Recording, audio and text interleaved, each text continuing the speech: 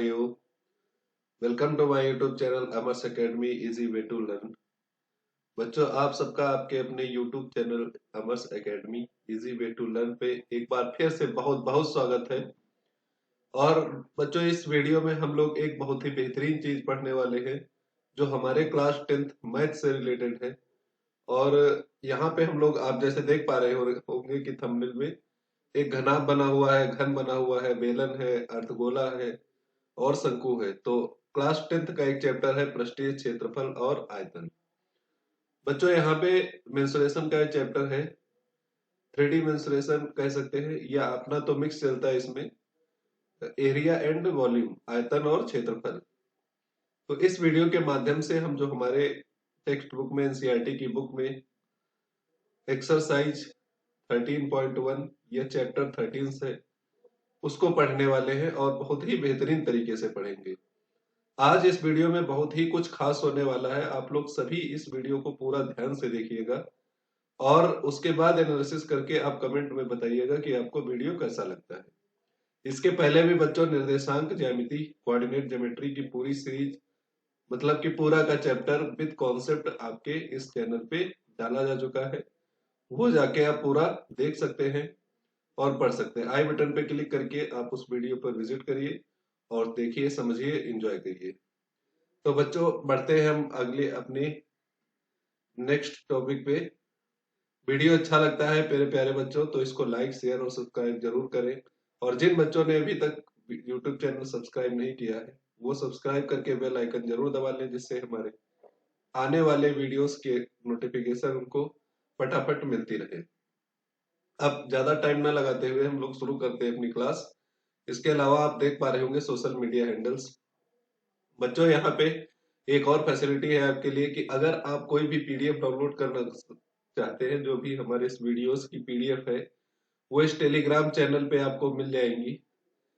Telegram channel, ये आप उसमें सर्च करके उसको ज्वाइन हो जाइए और यहाँ पे जितना भी हमारे पास मटेरियल का पीडीएफ होता है वो सब आपको अवेलेबल कराया जाएगा फ्री ऑफ कॉस्ट। वहां से आपकी बहुत ही हेल्प ज्यादा हो सकती है। डाउट ग्रुप भी है, वहां पे अपने क्वेश्चन डाउट पूछ सकते हैं। जो भी समस्या आपको आती है सारा का सारा सॉल्यूशन वहां पे किया जाएगा। तो टाइम ना खराब करते हुए शुरू करते हैं हम आज की अपनी क्लास। बच्चों, सबसे पहले क्या करेंगे, हर हर वीडियो की तरह पर हर वीडियो की तरह हमेशा हम लोग पहले अपना कॉन्सेप्ट डिस्कस करेंगे, फॉर्मूले देखेंगे और उसके बाद एक्सरसाइज के क्वेश्चंस करेंगे। तो यहाँ पे पृष्ठीय क्षेत्रफल और आयतन से रिलेटेड ये चैप्टर है, तो उसी से रिलेटेड ही फॉर्मूले हैं। बच्चों, यहाँ पे कॉन्सेप्ट कोई खास नहीं है, बस ज्यादातर आपको फॉर्मूले मिलेंगे और फॉर्मूलों को याद करना बहुत जरूरी है।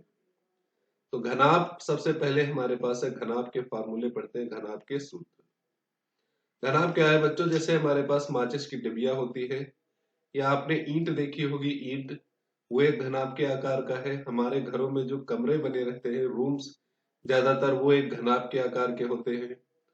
और बहुत सारे एग्जाम्पल्स आपको अपनी डेली लाइफ में देखने को मिल जाएंगे जो घनाभ के आकार के होते हैं। इसको बच्चों क्यूबॉइड कहा जाता है, क्यूबॉइड। तो घनाभ में क्या क्या होता है, घनाभ में बच्चों लंबाई होती है और इसको हम लोग क्या बोलते हैं, चौड़ाई बोलते हैं, विड्थ बी। और एक होती है ऊंचाई एच। लंबाई, चौड़ाई और ऊंचाई, तीन चीजें हमारे घनाभ में होती हैं, लंबाई, चौड़ाई, ऊंचाई। अब देख सकते हैं कि जो भी हमारे पास बच्चों घनाभ है ये आयतों से मिलकर बना हुआ है। आयत मतलब जिसके आमने सामने की भुजाएं बराबर है। तो कितने आयत होंगे इसमें, इसमें कितने आयत होते हैं, एक ऊपर, एक नीचे, एक लेफ्ट में, एक राइट में, एक सामने फेस और एक पीछे। तो टोटल कह सकते हैं कि 4 और 2 6 आयत होते हैं। इन्हीं को बंद आयत, मतलब 6 आयतों की बंद आकृति को ही बच्चों हम लोग घनाभ कहते हैं। एग्जाम्पल्स आपने बहुत सारे देखे होंगे। जब भी कोई आप घनाभ देखते हैं तो लंबाई, चौड़ाई और ऊंचाई उसकी अलग अलग दिखती है। आप ईंट देख सकते हैं, माचिस की डिबिया देख सकते हैं, अपना रूम देख सकते हैं, अपनी क्लास का रूम देख सकते हैं। या तो घन होगा या घनाभ होता है, ज्यादातर आपको घनाभ ही मिलेंगे। तो बच्चों, सबसे पहले फॉर्मूले की बात करते हैं। तो घनाभ में आता है आयतन। घनाभ का आयतन होता है बच्चों लंबाई गुणे चौड़ाई और गुणे ऊंचाई। ये सबको पता होगा, बच्चे बच्चे बच्चे को पता होता है। फिलहाल एक बार हम लोग रिवीजन के तौर पे यहाँ पे हम लोग देखेंगे, या फिर इस चीज को हम लंबाई गुणे चौड़ाई गुणे ऊंचाई भी ऐसे लिख सकते हैं, L into B into H. थोड़ा सा अपना पेन मोटा कर लेते हैं। बच्चों दिया घनाभ का पार्श्व पृष्ठों का क्षेत्रफल। पार्श्व पृष्ठ क्या होते हैं? पार्श्व पृष्ठ को बच्चों ध्यान में रखिएगा कि घनाभ में अगर हम ऊपर और नीचे, जैसे मान लेते हैं हमारा रूम है, उस रूम की अगर हम फर्श और छत को छोड़ देते हैं, ठीक है, तो जो भी चार फलक बचते हैं, इसके चार साइड्स बचती है, चार दीवारें बचती है रूम की, वो हमारे पास होती है पार्श्व पृष्ठ। या ऐसे कह सकते हैं कि अगर हम उस रूम के अंदर खड़े हो जाए और ऊपर नीचे ना देखकर सामने देखें, किधर भी मुड़ जाए, चारों दिशाओं में अगर हम अपने सामने की ओर देखेंगे, तो जितने भी पृष्ठ हमें दिखते हैं उनको हम लोग पार्श्व पृष्ठ बोलते हैं। सेम इसी तरह घन में भी होता है, बेलन में भी होता है, और भी कई सारी आकृतियां हैं जिनमें ऐसा पाया जाता है।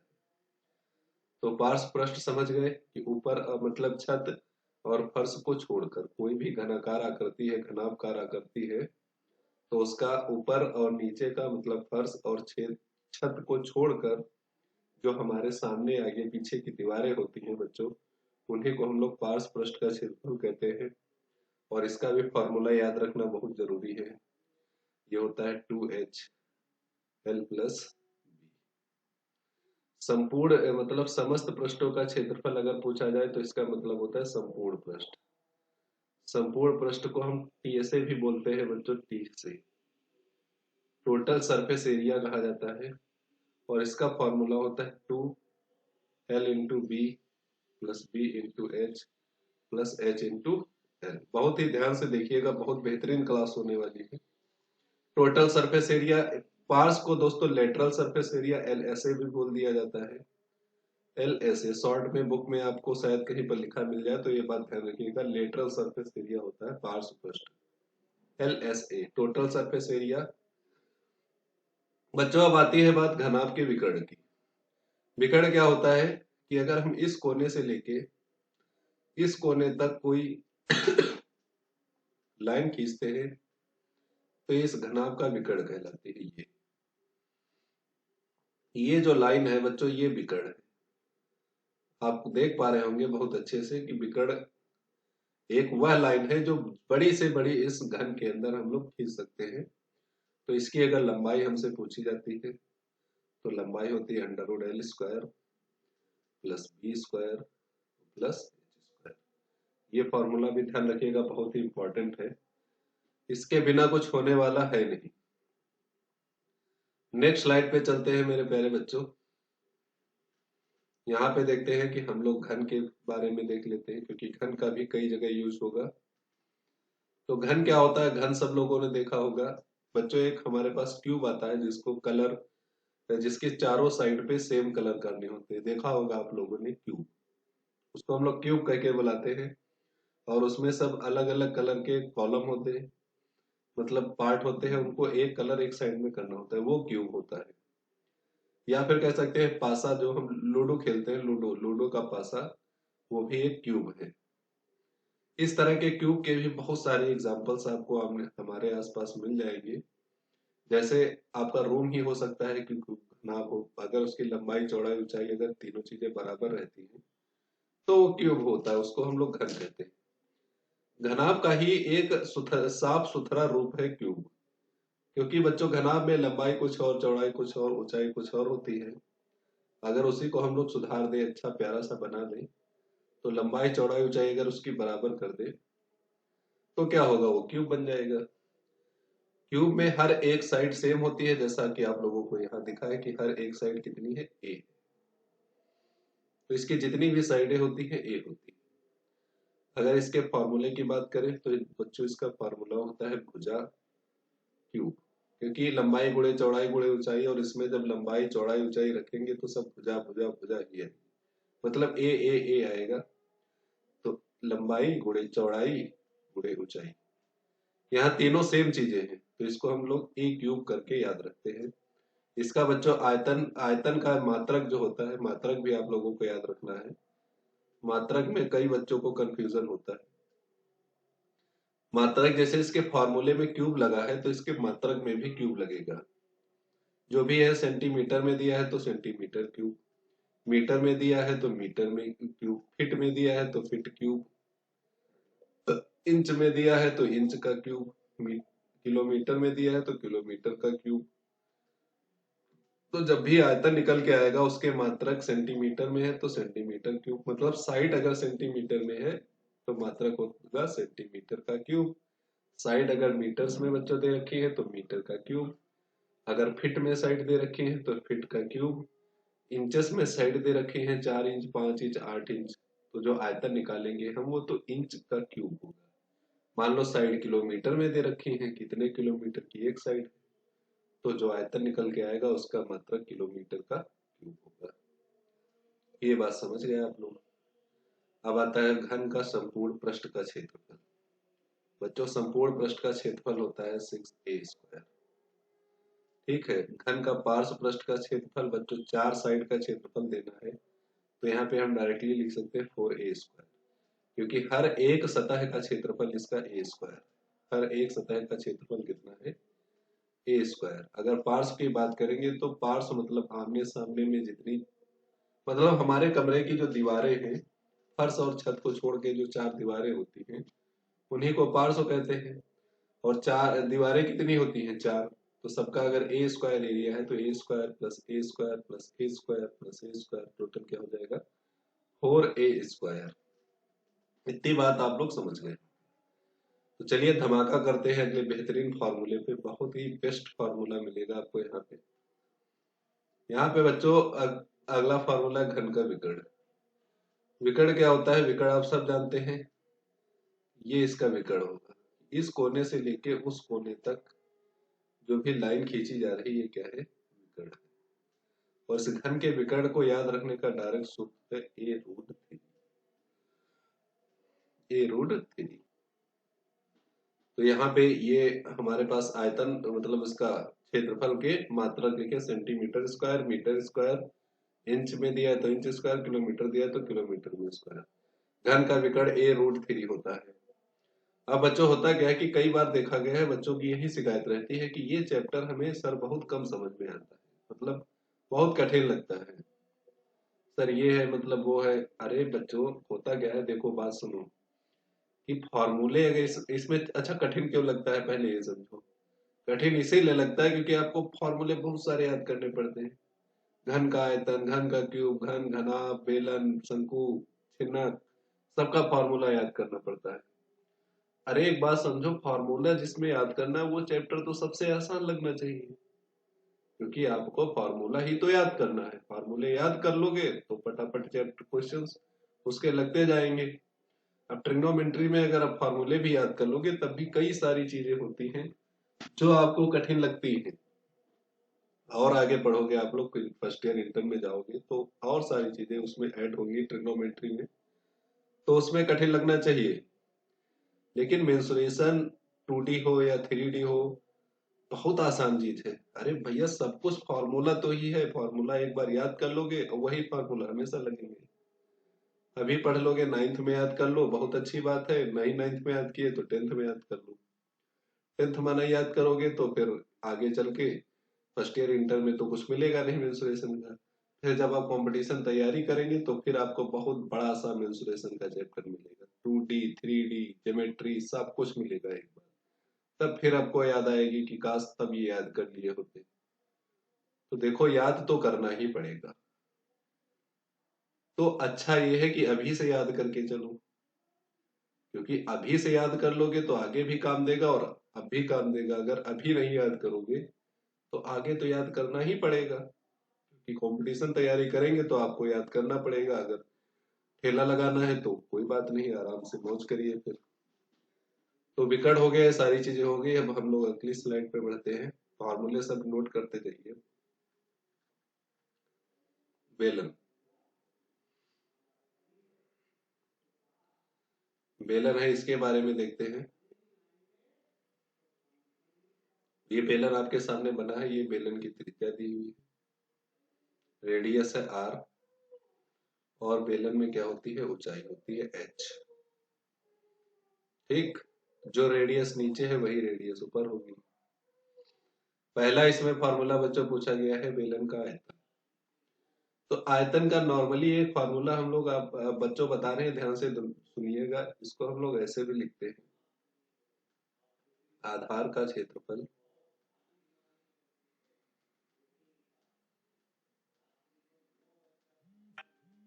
गुणे ऊंचाई, आधार का क्षेत्रफल गुणे ऊंचाई। ये बेलन में अप्लाई करेंगे तो बेलन का आयतन आ जाएगा। अब बेलन क्या हर एक आकृति में इसका यूज होता है, हर एक आकृति में यूज होता है, बट वहां हम लोग घनघराम में डायरेक्ट ही याद कर लेते थे, और यहाँ पे हमें थोड़ा इसको अगर देख लेंगे तो बहुत अच्छा रहेगा। बच्चों यहाँ पे आधार क्या है, आधार है एक वृत्त, देख रहे होंगे क्या है, वृत्त है, और वृत्त का क्षेत्रफल सबको पता है क्या होता है, पाई आर स्क्वायर। तो यहाँ पे अगर हम पाई आर स्क्वायर रखते हैं और साथ में इसकी ऊंचाई से मल्टीप्लाई कर देते हैं, तो होता क्या है कि पाई आर स्क्वायर है, जिसका फॉर्मूला मिल जाता है आयतन का। बस हो गया, कुछ नहीं करना था। अरे बच्चों, इसका फॉर्मूला आयतन का तो याद ही नहीं करना है, कि वो हम पहले से याद कर चुके हैं। वृत्त का क्षेत्रफल बच्चे बच्चे को याद है, पाई आर स्क्वायर। आयतन होता है तो उसमें गुणे ऊंचाई होती है, तो पाई आर स्क्वायर गुणे ऊंचाई एच हो जाएगा। बस हो गया फॉर्मूला, इसमें क्या करना है आयतन में भाई, इसमें वृत्त का क्षेत्रफल याद रखो, ऊंचाई से गुणा कर दो, आयतन हो जाएगा।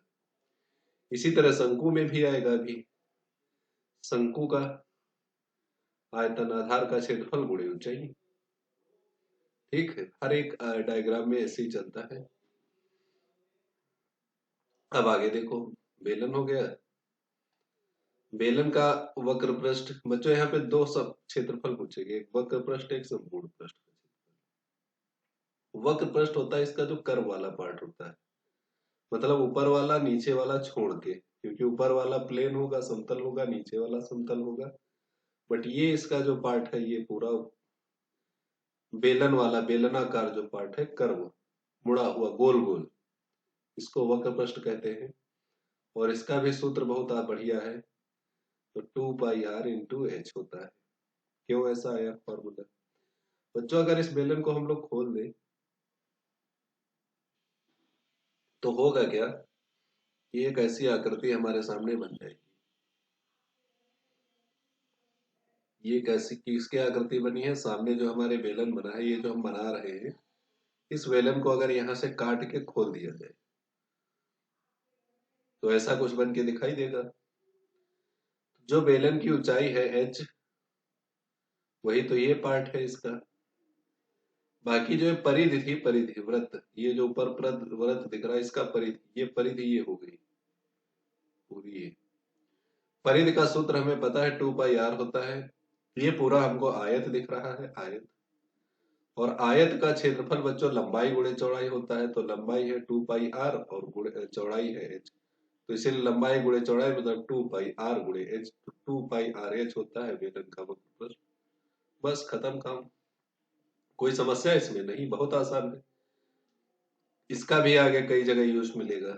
बेलन का संपूर्ण पृष्ठ की बात किया जाए तो नीचे वाले का क्षेत्रफल प्लस ऊपर वाले वृत्त का भी क्षेत्रफल जुड़ता है, इसको आप लोग ध्यान रखिएगा। बेलन का संपूर्ण पृष्ठ मतलब ये वक्र पृष्ठ तो रहेगा ही, टोटल सरफेस एरिया इसको हम टीएसए कहते हैं, और ऊपर वाले को सीएसए कहा जाता है, CSA curve surface area, CSA. ये हमारे पास है टीएसए।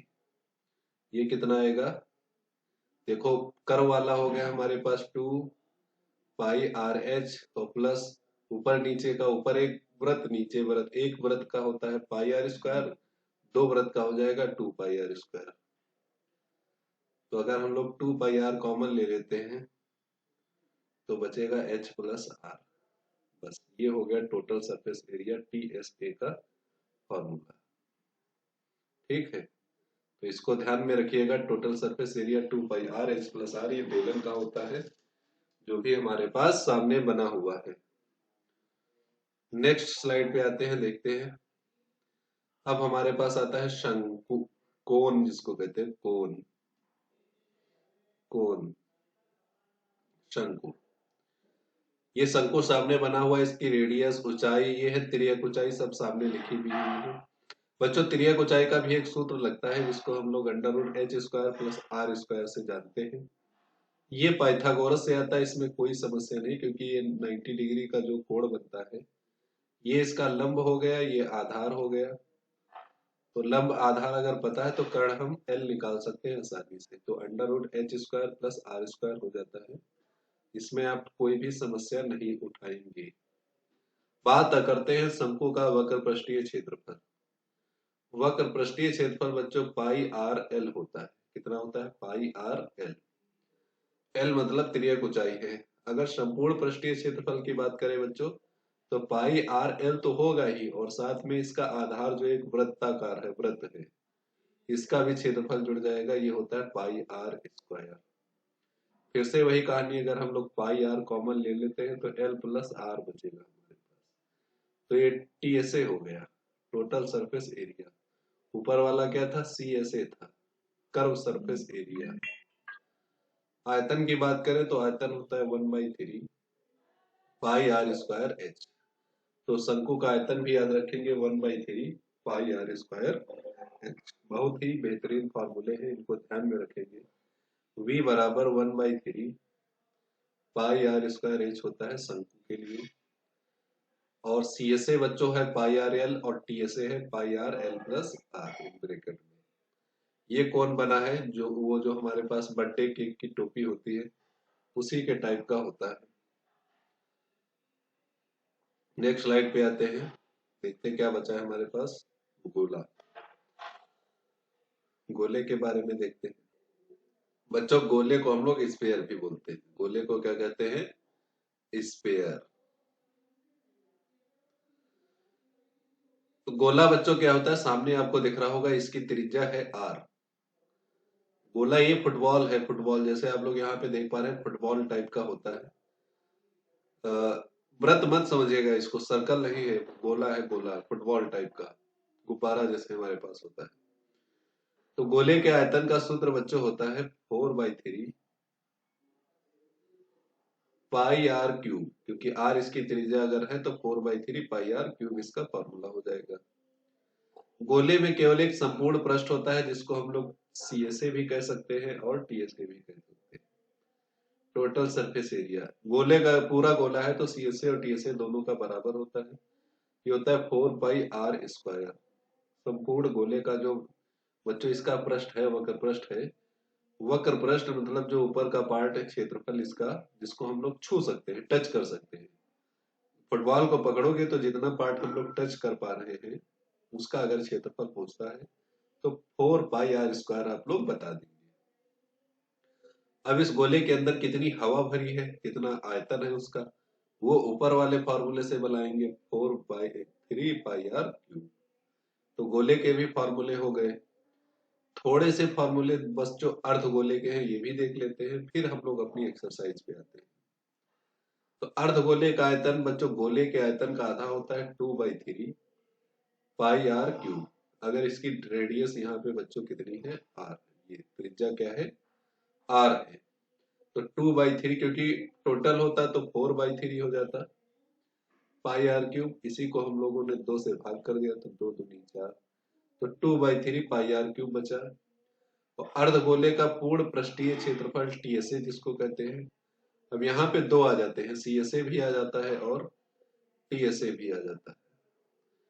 कर्व सरफेस एरिया बच्चों केवल कर्व का होता है, जो नीचे बचा है आधा पार्ट इसका।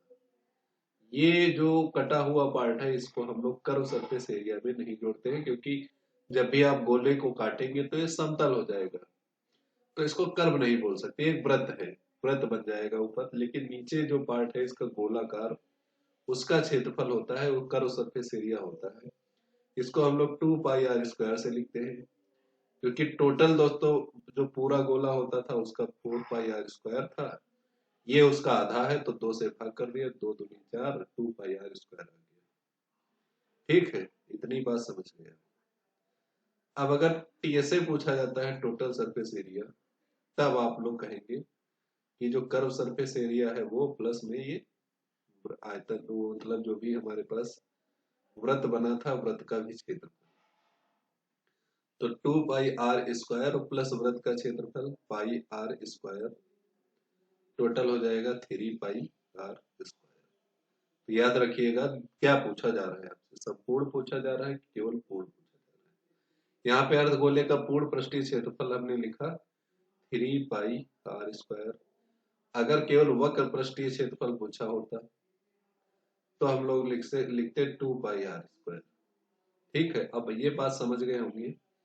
ध्यान से सारे फॉर्मूलों को लिख लीजिए, 10 बार पढ़िए इनको, आराम से तसल्ली से बैठ के पढ़िए, कई बार पढ़िए, लिखिए इसको कॉपी पे सारे के सारे फॉर्मूले, जब तक कायदे से याद ना हो जाए तब तक। और फिर आते हैं हम अपनी एक्सरसाइज पे 13.1 पे। अब धमाकेदार शुरुआत होती है आज के इस वीडियो की, जो बहुत ही बेहतरीन एक्सरसाइज आपके लिए लेकर आए हैं। इससे आसान तरीका आपको कहीं नहीं मिलेगा। बस तसल्ली से ध्यान से इसको पढ़ते जाइए, समझते जाइए, और एक एक क्वेश्चन को बहुत ही बेहतरीन ढंग से हम लोग कराने वाले हैं आपको। तो पूरा चैप्टर हो सकता है 2 3 4 पार्ट में बने, लेकिन जितने ज्यादा क्वेश्चन पॉसिबल हो पाएंगे इस वीडियो में हम लोग कराएंगे एज अ एग्जाम्पल के तौर पे। क्वेश्चन नंबर फर्स्ट जो हमारी एनसीईआरटी बुक की एक्सरसाइज 13.1 का दिया हुआ है, दिया है दो घनों जिनमें से प्रत्येक का आयतन 64 सेंटीमीटर स्क्वायर है के संलग्न फलकों को मिलाकर एक ठोस बनाया जाता है। इससे प्राप्त घनाभ का पृष्ठीय क्षेत्रफल ज्ञात कीजिए। अब कहानी क्या घटित हुई यहाँ पे कि दो छोटे छोटे क्यूब थे हमारे पास, जिनका आयतन दिया हुआ था, दोनों का आयतन था 64 सेंटीमीटर क्यूब। दो क्यूब है, थोड़ा क्यूब बनाने में तो टाइम लगेगा। फिलहाल आप तसल्ली से बैठ के कॉपी पेन उठा के हर एक क्वेश्चन को अपने आप सॉल्व करने का कोशिश जरूर कीजिए। दो क्यूब है, इन दोनों को मिला के एक घनाभ बना दिया गया। अब तो ये इसको आपस में सटा दिया जाएगा, ये ऐसे खिसकाओ, ये ऐसे खिसकाओ। जब ये वाला इसका पृष्ठ ये वाले पृष्ठ से चिपक जाएगा तो किस टाइप की आकृति बनेगी, ये हम लोग यहाँ पे बना रहे हैं। तो ये हो गया, समझ गए आप लोग। बीच से जॉइंट है, ये वाला पार्ट जो है ये जॉइंट है। ठीक, दो घनों को मिलाओगे तो घनाभ बनेगा। क्योंकि एक का आयतन दिया हुआ था 64 सेंटीमीटर क्यूब, तो इसकी भुजा क्या होगी? क्योंकि बच्चों आयतन का सूत्र होता है भुजा क्यूब, ए क्यूब बराबर 64 हो जाएगा। तो यहां से ए की वैल्यू आ जाएगी क्यूब रूट ऑफ 64, और 64 का क्यूब रूट होता है 4, 4 चौके 16, चौको 64 होता है। और ये सेंटीमीटर में आएगा क्योंकि आयतन सेंटीमीटर क्यूब में दिया हुआ था। तो साइड हमारे पास बच्चों क्या आ गई? 4 सेंटीमीटर। अब अगर एक साइड 4 है तो सभी साइडें इसकी 4 4 ही होंगी। तो यहाँ पर भी जो दो क्यूब बने हैं, ये भी 4, ये भी 4, ये भी 4, ऊपर वाली भी 4। एक बात ध्यान से, जिसकी टोटल लंबाई है वो कितनी हो गई? वो हो गई 8। टोटल लंबाई हो गई 8, और चौड़ाई भी 4 है, ऊंचाई भी 4 है। अब इस घनाभ का पृष्ठीय क्षेत्रफल ज्ञात कर रहे हैं। तो घनाभ के पृष्ठीय क्षेत्रफल का फॉर्मूला क्या था? पृष्ठीय क्षेत्रफल ये था बच्चों हमारे पास 2l into B plus B into H plus H into L. तो 2 टाइम्स एल इंटू बी, लंबाई हमारे पास बच्चों 8 है, लिख लेते हैं लंबाई 8 है, चौड़ाई 4 है, और ऊंचाई कितनी है? ये भी 4 है, क्योंकि बाकी चीजें नहीं परिवर्तित होंगी, केवल लंबाई इसकी डबल हो जाएगी। लंबाई 8 गुणे 4 प्लस 4 गुणे 4 प्लस 4 गुणे 8। ये तो क्लास 9th के क्वेश्चन है। 8 चौके 32 प्लस 4 चौके 16 प्लस 8 चौके 32, 32 32 64, और 64 अगर 16 ऐड करेंगे तो कितना हो जाएगा? 80। 80 का डबल करेंगे तो 160 सेंटीमीटर स्क्वायर हो जाएगा। क्योंकि क्षेत्रफल पूछा गया था तो क्षेत्रफल का मात्रक सेंटीमीटर स्क्वायर होता है। 32 32 64, 6 70 80। ठीक है, 80 का दोगुना 160। तो 160 सेंटीमीटर स्क्वायर इसका सॉल्यूशन आ गया, आंसर आ गया पूरा भयंकर सा। बस हो गया क्वेश्चन, कुछ नहीं करना था, बहुत ही सिंपल था। नेक्स्ट क्वेश्चन पे आते हैं हम लोग। क्वेश्चन नंबर 2 आज का जो दिया हुआ है, क्वेश्चन नंबर 2 पढ़िए, इसको ध्यान से। लिखा हुआ है कि कोई बर्तन एक खोखले अर्धगोले के आकार का है जिसके ऊपर एक खोखला बेलन अध्यारोपित है। तो खोखला अर्धगोला क्या होता है? जैसे कटोरा, हमारे पास कटोरी है, ये अर्धगोले टाइप का है, खोखला है। खोखला मतलब अंदर से खाली है, इसके ऊपर एक खोखला बेलन भी बना हुआ है, तो इस टाइप से बेलन बना होगा। अध्यारोपित है मतलब आधार इसका सेम होगा, ये बेलन हो गया ऊपर वाला। बेलन अध्यारोपित, अर्धगोले का व्यास 14 सेंटीमीटर है। अब बच्चों अगर अर्धगोले का व्यास 14 है तो इसकी रेडियस 7 होगी, तो हम लोग डायरेक्ट 7 लिख सकते हैं। ये रेडियस है इसकी 7, और पात्र की कुल ऊंचाई 13 है। इसकी टोटल जो हाइट बच्चों दे रखी है वो 13 दे रखी है। ठीक। इस बर्तन का आंतरिक पृष्ठीय क्षेत्रफल, पृष्ठीय क्षेत्रफल आंतरिक निकालो या बाहरी निकालो बराबर रहेगा, क्योंकि यहाँ पे जो बर्तन की मोटाई है वो नेग्लेक्ट कर दी जाती है। बच्चों आंतरिक पृष्ठीय क्षेत्रफल अगर निकालेंगे तो बेलन का भी वक्र पृष्ठ लगेगा। अब ध्यान दो कि बेलन का कितना क्षेत्रफल लगेगा इसमें, क्योंकि ऊपर से खुला होगा, बर्तन है तो खुला होगा, जाहिर सी बात है।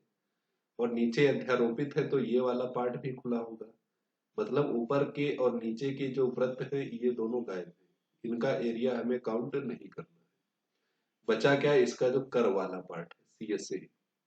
इसी तरह भी इस अर्धगोले का भी सी एस ए, इसका भी सी एस ए, और ऊपर वाले का भी C S A, curve surface area. तो लिखेंगे हम लोग कि बर्तन का आंतरिक पृष्ठीय क्षेत्रफल, बर्तन का आंतरिक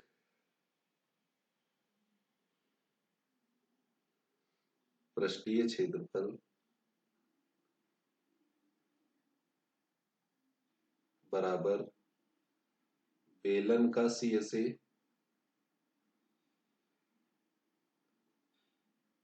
प्लस अर्धगोले का सी एस ए,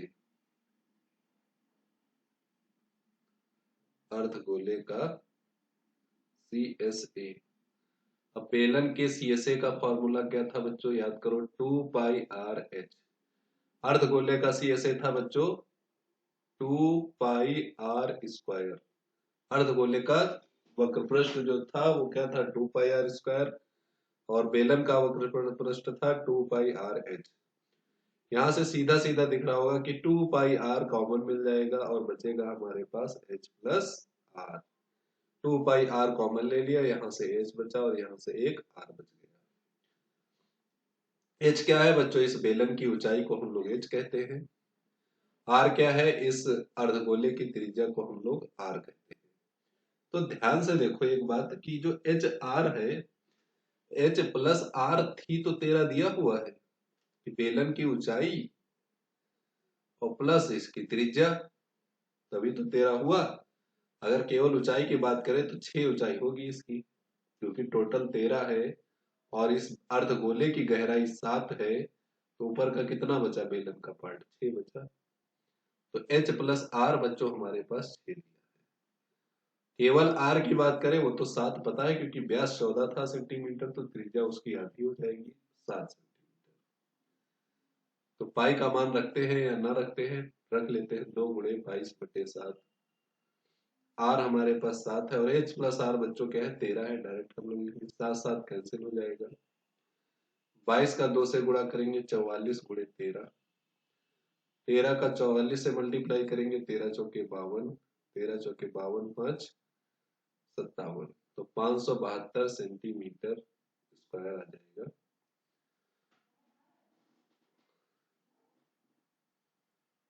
ठीक है बच्चों, ये सिंपल सा इसका आंसर हो गया। बहुत ही आसान क्वेश्चन था, कुछ नहीं करना था, बस सिंपल सा फॉर्मूले अगर आप याद है तो इसको पटापट करेंगे, पटापट। ठीक है, कैसे? फटाफट। चलिए आते हैं हम नेक्स्ट क्वेश्चन पे। बहुत ही तगड़ा क्वेश्चन होने वाला है आज का, क्वेश्चन नंबर 3। चलिए क्वेश्चन नंबर 3 को आप लोग एक बार सॉल्व करने की कोशिश करिए, फिर हम लोग इसको सॉल्व करते हैं।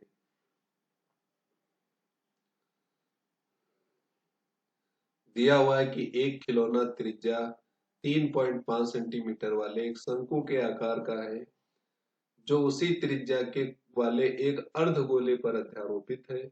इस खिलौने का संपूर्ण ऊंचाई 15.5 सेंटीमीटर है। इस खिलौने का संपूर्ण पृष्ठीय क्षेत्रफल ज्ञात कीजिए। टोटल सरफेस एरिया ज्ञात करना है हमको।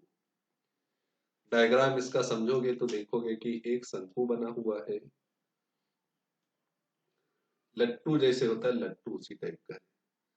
ये शंकु है और इसी शंकु के आधार में एक अर्धगोला ऐसे लगा हुआ है। बस बन गया चित्र। चित्र में ही आफत है ना, तो वो टोटल ऊंचाई है खिलौने की संपूर्ण 15.5। तो यहाँ लिखते हैं 15.5 और इसकी त्रिज्या बच्चों कितनी दे रखी है अर्धगोले की। जो इस शंकु की त्रिज्या है वही इस गोले अर्धगोले की भी त्रिज्या है, ये बात ध्यान रखिएगा। तो आर बराबर दिया है 3.5, तो 3.5 ये हो गया बच्चों। अगर शंकु की ऊंचाई अगर हम लोग केवल निकालते हैं तो टोटल 15.5 है और इस अर्धगोले की गहराई 3.5 है। तो 3.5 15.5 में से माइनस कर दो तो क्या बचेगा हमारे पास 12। तो शंकु की ऊंचाई हमारे पास 12 है। फिलहाल इसकी जरूरत पड़ेगी तो देख लेंगे, नहीं जरूरत पड़ी तो कोई बात नहीं। आर बराबर 3.5। अब हमें निकालना है संपूर्ण पृष्ठ। Total surface area find out करना है। तो शंकु का CSA याद होगा क्या था, प्लस अर्धगोले का CSA करो सरफेस एरिया। ठीक है, CSA TSA याद रखिएगा। तो शंकु का CSA बच्चों क्या होता था, पाई आर एल पढ़ा था हमने। अर्धगोले का CSA 2 पाई आर स्क्वायर पढ़ा हुआ था। पाई आर कॉमन मिल सकता है तो बचेगा एल प्लस 2r। एल तो दिया नहीं है, एल तो दिया नहीं है, एल को फाइंड आउट करना पड़ेगा हमें। तो एल के लिए हमने बताया था एक छोटा सा सूत्र की √h² प्लस r²। तो इसको हम लोग कैलकुलेट कर लेते हैं बच्चों। ऊंचाई हमारे पास 12 का स्क्वायर है, त्रिज्या जो है 3.5 है। 3.5 को हम लोग क्या लिख सकते हैं, 3.5 है तो 7/2 लिख सकते हैं। 7/2 ऐसे लिख लेंगे क्योंकि अच्छा लग रहा है, 7/2 का स्क्वायर। तो 12 का स्क्वायर बच्चों 144 होता है, 7 का स्क्वायर 49 होता है, 2 का स्क्वायर 4 होता है। एलसीएम ले लेंगे अगर तो कैलकुलेट करने के बाद कुछ इस तरह से आएगा। तिरछा गुणा करोगे 44 का 4 से तो 4 चौके 16, 4 चौके 16 1 17, 4 एकम 4 1 576 प्लस 49। तो ये आपस में ऐड करोगे 576 और 49, 9 6 15 की 5 हासिल 1 5 7 5 12, 625/4 हो जाएगा। इसका जब अंडर रूट निकालेंगे तो 25/2 आएगा। 25/2 तो ये हमारे पास एल हो गया 25/2। पाई का मान बच्चों 22/7, आर का मान है 7/2। 7/2 रखेंगे क्योंकि 7 7 कट जाएगा। ये हमारे पास बच्चों 25/2 प्लस 2 इंटू 7/2। अब हुआ क्या, यहाँ से 2 2 डायरेक्ट कैंसिल हो गया, यहाँ से 7 7 कैंसिल हो गया, 2 से 22 को काट दिया, 11 बचा। तो 11 इंटू 25/2। 25/2 को हम लोग भाग करके अगर लिखेंगे तो क्या आएगा, 25 का आधा कितना होता है बताओ, ये बच्चे बता 25 का आधा कितना होगा। तो बोलोगे 12.5 होता है। 12.5 प्लस 7 तो 12 7 कितना होगा 19। 19.5 और गुणे में 11, बस आंसर आ गया हमारे पास। 11 25 55, 11 9 99, 5 104, 10 बचेगा, 11 कम 11 10 21। तो 214.5 सेंटीमीटर स्क्वायर ये आ गया। इसका अगर आंसर चेक करना है तो चेक कर लीजिएगा, क्योंकि कैलकुलेशन में कुछ मिस्टेक हो सकता है, बट कॉन्सेप्ट तो सेम ही लगेगा आपके क्वेश्चंस में। तो बच्चों 3 क्वेश्चन यहाँ पे कंप्लीट होते हैं। अभी और भी क्वेश्चन इस एक्सरसाइज में है, तो हम सोच रहे हैं कि वो क्वेश्चन नेक्स्ट पार्ट में करेंगे, क्योंकि काफी टाइम हो चुका है इस वीडियो का, तो ज्यादा वीडियो बड़े नहीं रखेंगे। तो इसके बाद हम लोग बहुत ही जल्दी अगला पार्ट लेकर आएंगे, जिसमें इसके बाकी क्वेश्चन करवाएंगे। फिलहाल आगे के क्वेश्चन आप ट्राई करिएगा, और अगर आपसे लग जाते हैं तो बहुत अच्छी बात है, नहीं तो हम लोग उसका सॉल्यूशन कराएंगे ही। तो बच्चों मिलते हैं हम अगले वीडियो के साथ, तब तक सभी बच्चों के लिए बाय बाय। और वीडियो देखने के लिए बहुत बहुत थैंक्स। वीडियो अच्छा लगता है तो इसको अपने दोस्तों में शेयर जरूर करिएगा, और साथ में चैनल को सब्सक्राइब करने और लाइक करने के लिए जरूर बोल दीजिएगा। ठीक है दोस्तों, बाय बाय।